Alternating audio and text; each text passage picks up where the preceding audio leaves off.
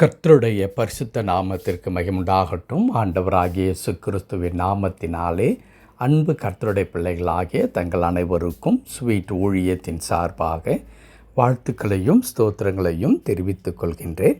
சங்கீதங்களின் புத்தகம் 91 சங்கீதம் 3வது வசனம். சங்கீதம் 91 வசனம் 3. அவர் உன்னை வேறனுடைய கண்ணிக்கும் பாழாக்கும் கொள்ளை நோய்க்கும் தப்புவிப்பார். அவர் உன்னை வேறனுடைய கண்ணிக்கும் பாழாக்கும் கொள்ளை நோய்க்கும் தப்புவிப்பார். என் அன்பு கர்த்தருடைய பிள்ளைகளே, நம்முடைய கடவுள் தப்புவிக்கின்ற ஆண்டவராக இருக்கின்றார். ஆபத்துகளிலே இருந்து, விக்கினங்களிலே இருந்து, நமக்கு விரோதமாக செயல்படுகிறதான அநேக சதி திட்டங்களிலே இருந்து கடவுள் நம்மை காப்பாற்றுகின்ற ஒரு அற்புதமான ஆண்டவராக இருக்கின்றார். அடிப்படை காரணம் என்ன? கர்த்தருடைய பிள்ளைகளுக்கு விரோதமாக எப்பொழுதும் பிசாசானவன் கிரியை செய்து கொண்டே இருக்கின்றார் என்பது வேதம் நமக்கு சொல்லித் தருகிற உண்மையாக இருக்கிறது.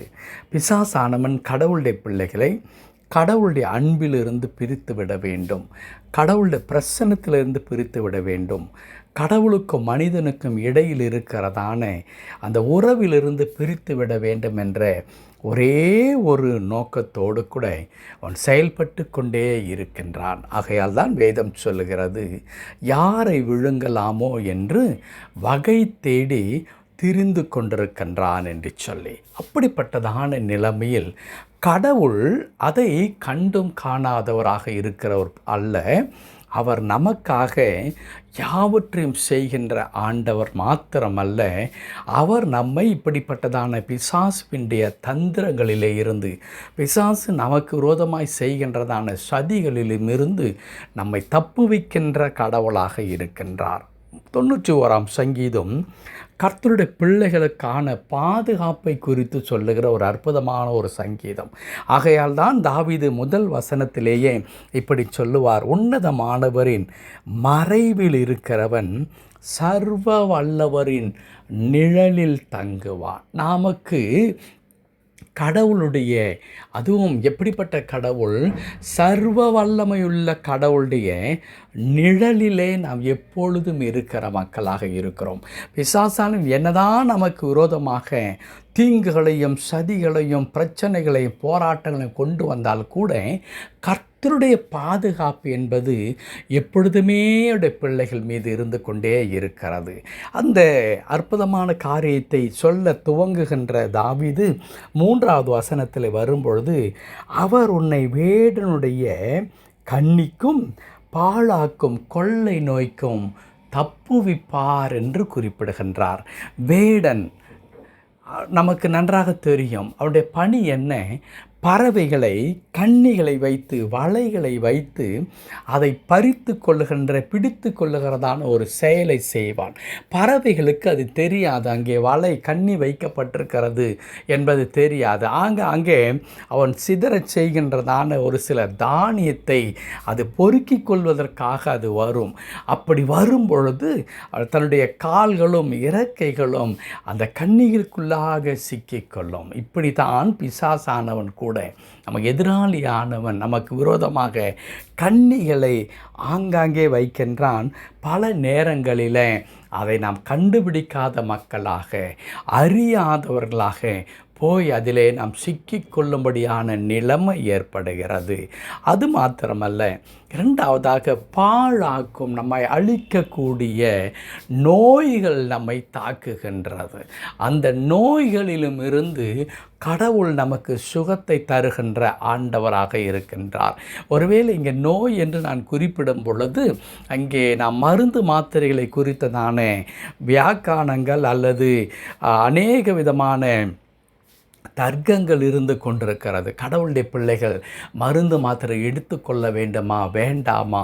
நாங்கள் அதிகமாக கடவுளை விசுவாசிக்கிறவர்கள், ஆகையால் நாங்கள் மருந்துகளை நாங்கள் எடுத்துக்கொள்ள மாட்டோம் என்று ஒரு சாரார் பேசுகிறதையும் நாம் கேட்கின்றோம். ஆனால் என் அன்பு கடவுளுடைய பிள்ளைகளே, நீங்கள் மருந்தை எடுத்தாலும், மருந்து எடுக்கவில்லை என்றாலும் சுகம் எங்கிருந்து தான் வர வேண்டும் என்றால் அது கர்த்தரிடத்திலிருந்து தான் வர வேண்டும். ஆகையால் தான் இங்கே வேத வசனம் சொல்லுகிறது, அவர் பாழாக்கும் கொள்ளை நோய்க்கு தப்புவிக்கின்ற கடவுளாக இருக்கிறார். என் அன்பு கடவுளுடைய பிள்ளைகளே, அது எந்த விதத்தில் வியாதி நம்மை தாக்கினால் கூட கடவுளே நமக்கு சுகத்தை தருகிறவராக, நம்முடைய வாழ்க்கையில் அற்புதத்தை செய்கின்ற ஆண்டவராக இருக்கின்றார். இங்கே தாவீது 2 காரியத்தை இந்த வசனத்தில் குறிப்பிடுகிறார். ஒன்று வேடனுடைய கண்ணி, 2வது பாழாக்கும் கொள்ளை நோய் என்று சொல்கிறார். இது இரண்டுமே எதை குறிக்கிறது என்றால், நம்மை நிர்மூலமாக்க, நம்மை அழிக்க, நம்மை அவர்களுடைய கட்டுப்பாட்டுக்குள்ளாக கொண்டு போகின்ற ஒரு நிலைமையை பற்றி பேசுகிறது. ஆனால் நம்முடைய கடவுளோ அந்த சதிகள் எல்லாவற்றிலிருந்து நம்மை தப்புவிக்கின்ற ஆண்டவராக இருக்கிறார். ஆகையால் என் அன்பு கடவுளுடைய பிள்ளைகளே, ஒருவேளை அறியாமல் பிசாசுனுடைய அந்த தந்திரங்களினாலே பலவிதமான தொல்லைகளுக்குள்ளாக, கஷ்டங்களுக்குள்ளாக, பாடுகளுக்குள்ளாக கடவுளுடைய பிள்ளைகள் இன்றைக்கு சிக்கிக்கொண்டு அதில் மாட்டி விடுதலை இல்லாமல் தவித்து கொண்டிருந்தால் கூட நீங்களும் நானும் பயப்பட வேண்டிய அவசியம் இல்லவே இல்லை. ஒரு சிலர் அதிகமான சுகவீனத்தினாலே ஒருவேளை தொடர்ந்து கஷ்டப்படுகிற மக்களாக கூட இருக்கலாம்.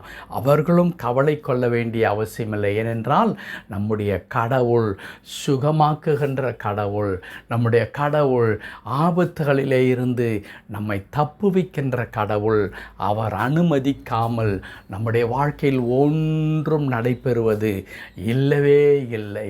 ஆகையால் என் அன்பு கடவுளுடைய பிள்ளைகளே, நம் கர்த்தருடைய காரத்தில் ஒப்பு கொடுத்து தாழ்த்தி அர்ப்பணிக்கும் பொழுது, அது என்ன சிக்கல் நம்முடைய வாழ்க்கையில் இருந்தாலும், அது எப்படிப்பட்டதான பிரச்சனைகளாக இருந்தாலும், அது வியாதியினுடைய தாக்கம் எவ்வளவு அதிகமாக இருந்தால் கூட ஆண்டவர் எந்த நிலையில் இருந்து நம்மை மீட்டெடுப்பதற்கு, நம்மை காப்பாற்றுவதற்கு ஆண்டவர் போதுமானவராக இருக்கின்றார். உங்களுடைய கடவுள் உங்களை தப்புவிக்கின்ற கடவுள். ஆகையால் பயப்பட வேண்டாம் அன்பு கர்த்தருடைய பிள்ளைகளே. ஆண்டவருடைய வார்த்தையை பற்றி கொள்ளுங்கள். அந்த வார்த்தையின்படியே ஆண்டவரை நோக்கி செபியுங்கள். அற்புதங்களை கடவுள் செய்வார். தேவன் தாமே பாழாக்கும் கொள்ளை நோய்க்கும் வேடனுடைய கன்னிகளுக்கும் உங்களை தப்புவித்து விடுதலையாக்கி ஆசீர்வதித்து உங்களை தொடர்ந்து வழி நடத்துவாராக. ஆமேன், ஆமேன்.